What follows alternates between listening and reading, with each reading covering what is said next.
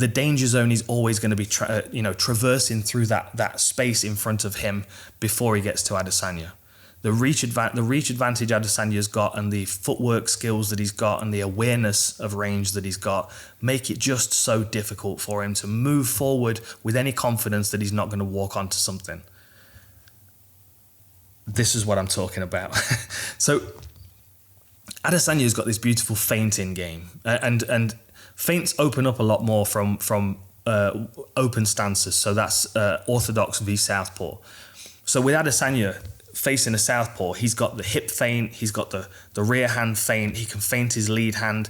There's a whole variety of stuff he can do. And with that rear leg, he can attack several different targets on the body much easier than he can if he was fighting someone who's orthodox. Inside low kick, front kick to the body kick, front kick to the head kick, and all manner of attacks to arms, and it opens up a world of problems for that rear leg. And you see this, especially in the Kelvin Gastelum fight, where Gastelum's he's a skilled striker. He's a very aware striker, much like Adesanya. You can see how he's biting to these feints all the time. Let me just pull this back 1 second, because we've already missed sort of 3 or 4. Okay. So I'm just going to call out the feints as this is going, so you can see what I'm seeing. So, because Adesanya's ruling, there's one feint. There's another feint. Adesanya's ruling the distance here. He's ruling the rhythm. Now, that's Gastelum trying to bounce back and trying to move into range. In fact, we need to watch this slow motion. It's the only way to do it justice. To be honest, it's the only way to do most of Adesanya's fights justice. Otherwise, you miss half of it. So he's managing the space between them here, and he keeps stinging things out and giving Gastelum the idea that something's coming. Do you see him kind of sweep that lead hand there? He was reacting to the hip feint of Adesanya. Another feint there from Adesanya. Reaches. There's a lot of play with the lead hand, which is going to be happening in the Vettori fight as well. But you can see Gastelum's just not crashing forward because he's not confident that something's not going to come back in his direction. Here's Adesanya switching to southpaw. He gets chased down. He gets kicked. And then he circles back to orthodox. Might just be coincidental because of the space, but there's the pattern again. There's another feint. You can see the reactions from Gastelum. It shows you who's controlling the timing of this fight. And then once Adesanya's got your range, that was another good example there. Gastelum's trying to move forward to attack Adesanya, and Adesanya hip feints, and Gastelum just stops his attack because he's expecting something coming back. He's moving forward, hip feint, and he stops. And then Adesanya attacks. Like feints to set up attacks, feints to stall his opponent's attack, feints to create space to move. There's such a variety, and that's the danger when you start chasing him down. You're going to run onto something. That was Gastelum just overreaching with his long left hand that he does sometimes, but you can get away with it with a lot of people. But against Adesanya, he'll read you and he'll make you pay for it. Same thing with the Rob Whittaker fight. So Whittaker comes out aggressive, running him down, trying to cover distance. He's pounding his chest at the start of the fight, getting himself fired up. But there's always a danger that even if you can cover distance very quickly, you're going to run onto something. And this was the first knockdown. So this is the end of the first round. And what we're going to see here, I'm just going to talk you through what happens. And this, boys and girls who are martial artists and fighters, is exactly why we train to bring our hand up when we're throwing punches.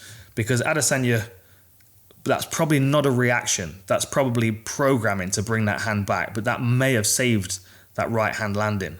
But it also alerted him to let him know it's there. Look how it just misses his nose as he's drifting away. Certainly slowed the punch down. So as he progresses forward here we go. As he progresses forward here, you'll see Whittaker kind of leads with his left hand. With his left hand. He just lunges with his left hand.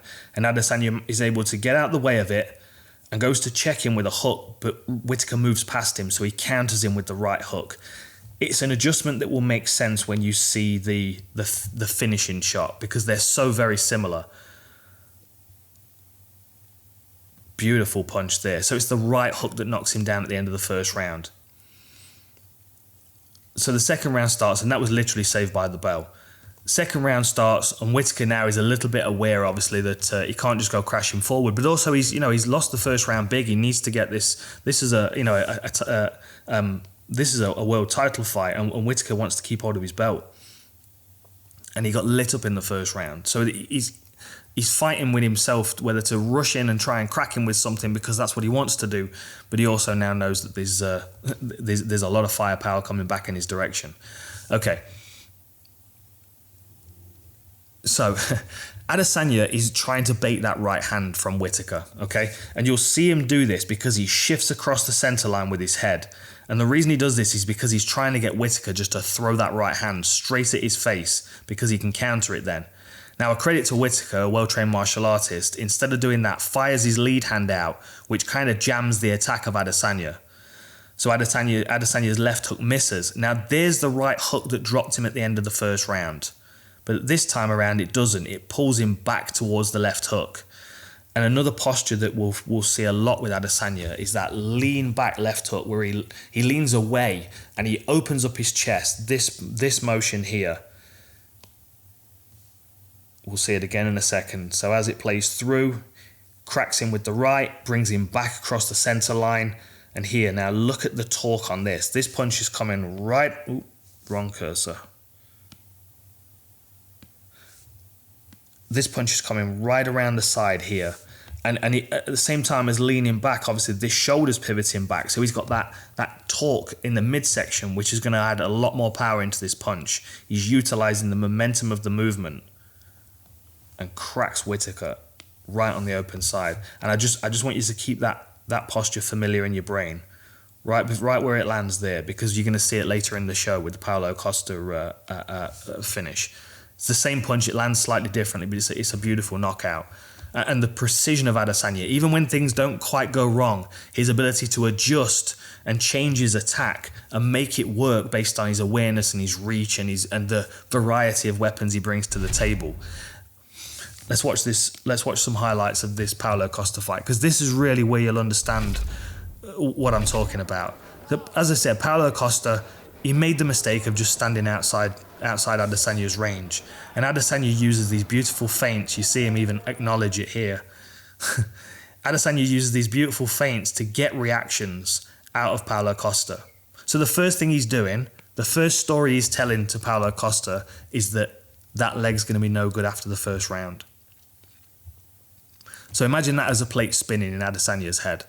I've got low kicks, and I can feint, and I can make him flinch, and I can attack that leg whenever I choose, because he does. And he doesn't ever pay for it, which is another thing that Vettori's got to change. Paulo Costa never made Adesanya pay for anything.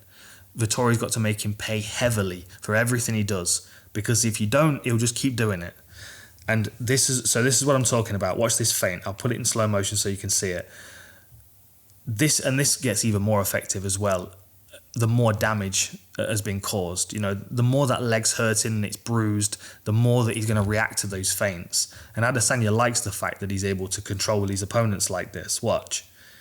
So, feint, Paulo Costa, big reaction, pulls his leg all the way out, and Adesanya taps his chest. It's like, I gotcha.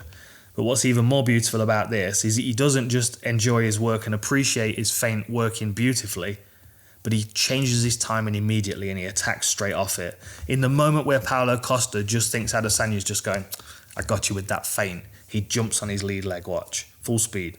Feint, tap, tap, bang. Just perfect delivery of a low kick. To not pay for it in any way, shape or form. I mean, these are free shots that Paulo Costa's given Adesanya. Not because he doesn't want to charge him, because he doesn't know how to put an invoice together on this level. I mean, this is paperwork that Paulo Costa just never even comprehended before. And Adesanya continually adds to that leg. He keeps picking at that leg to the point where now Paulo Costa, like his whole mind is focused on that leg. And now there's a bit of desperation. Now he's starting to cover distance. So now he comes into punching range. And this is where we get the next story that Adesanya starts to tell. So with this next story, again, it's feeding off the reactions that he's getting from Paulo Costa. So at the moment, you can see that Paulo Costa's standing orthodox and Adesanya's southpaw. So Adesanya's going to throw his left hand out, straight left, right to the head, because Paulo Costa's moving into range. You can see the hand play here. This is going to be happening a lot in the Vettori fight, like I said. And again, Vettori can make him pay if he can get his head off the center line. But there comes a risk with that, and this is what Paulo Costa learns here. So what Adesanya's reading here is as he throws this hand out, he sees that reaction from Paulo Costa. The rear hand comes back and the head moves away. So it's moving into a range here which can be reached, but not by a straight left. So Adesanya follows it immediately with a high kick. Now, it doesn't work that time. And the reason it doesn't work is because he was a little bit too eager. He tried to do it straight away after, which almost never works. You know, it's always better to kind of start setting it up with something else, break the rhythm again. Especially when you're such a precise striker and you're not throwing a great deal of other stuff. With volume, stuff gets through. But when you're a precise striker like this and you're picking your shots, a little bit more preparation is needed. So as I said, Adesanya throws the left, he gets the reaction. He's going to throw the left as if he's going to punch again. You can see his arms come straight out. So Paulo Costa's again had the same reaction. But at the same time, he knows that's not a punch because Adesanya didn't sell it well enough and the kick's already moving. So Paulo Costa's able to get his head back and his hand up to just about get out of the way. And then he does a little dance. Adesanya's nice and calm. And he goes back to the same story again. I'll attack your leg. I'll distract you from the feints that I was setting up with my hand, but I'm going to test it's there again, and there it is again. There's the reaction again. Picture where his head is. Play it through one more time. Okay. Lovely little snappy jab. Not intended to really land, intended to test the reaction. Now watch this. Adesanya moves forward. He throws the left, but disguises it perfectly this time. Now, we'll see the replay in a moment. It's towards the end of this video, but I'll show it you from this angle because this is really where you get to appreciate it. So again, lead hand play. They're messing with that lead hand because they're opposite stances, which they probably will be in this fight as well. So these attacks will be flipped for Adesanya against Vettori. Just keep that in mind. So again, the left hand fires out. He gets the reaction to Paulo Costa, who reaches for the hand, exposes this side of his head. Adesanya is able to throw the leg up and cracks him with a head kick. And honestly, if Paulo Costa's neck wasn't so heavily muscled, that would have most likely knocked him out. It was a really nice kick. What it did do, though, is it cut him. So now there are two red flags. There are two targets that he's highlighted. He's got a cut that he can work on from the second round onwards, and he's got the leg. So now let's consider these two targets. The leg target's a 25-minute target. That's something that you continually do over the distance of the fight, and it just gets worse as the time goes on. And then a week later, the guy's got horrendous purple bruising. Ask Uriah Faber. It's ridiculous, the bruising that comes out. So that's the long game, the longest game. Now he's got Paulo Costa cut.